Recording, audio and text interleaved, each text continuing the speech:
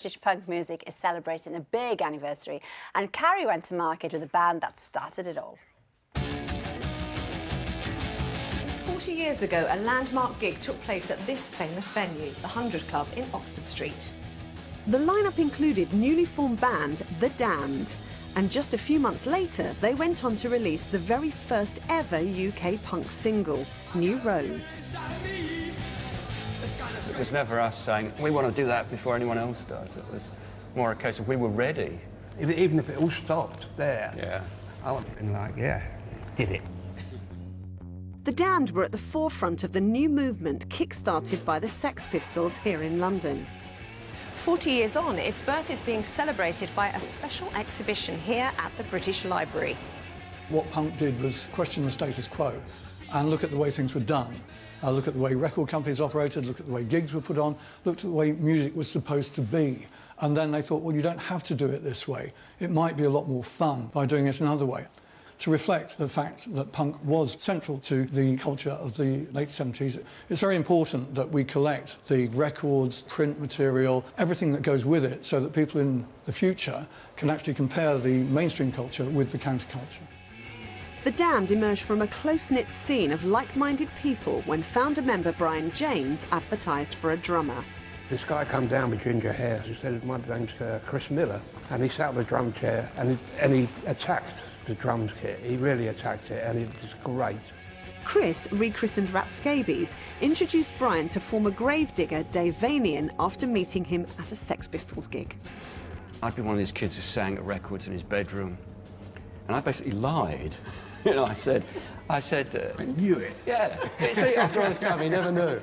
I basically lied that I was a singer to get the job. They were joined by bassist Ray Burns. And he was very quiet, in actual fact, wasn't he? Yeah. Yeah. Those. Yeah.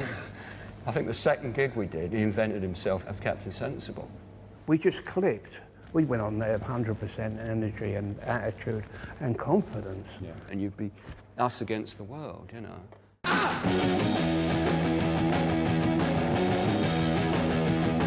A lot of that scene was really political. Were you guys anarchists? No. Personally speaking, never, no. The only anarchy that I was interested in was on stage, the music, where there's no bars. I love avant-garde jazz, and I wanted to play rock and roll like that, you know? I wanted freedom. Their single, New Rose, perfectly captured the moment.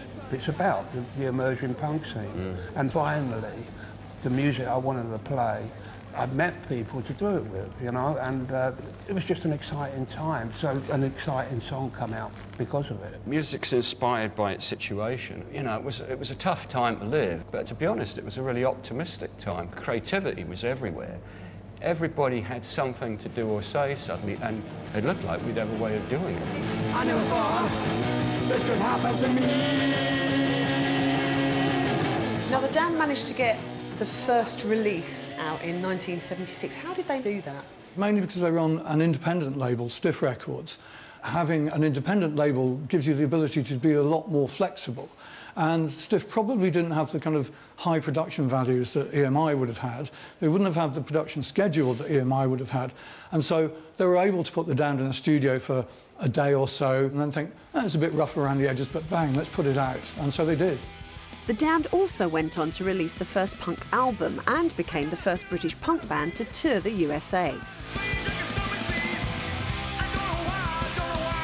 Dave Vanian and Captain Sensible are still touring as The Damned today. While Brian has his own band, here giving us a special performance of New Rose back in the 100 Club after all these years.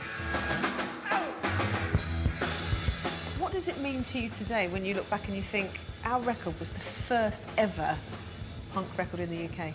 It's just one of those things. Someone had to be first, you know.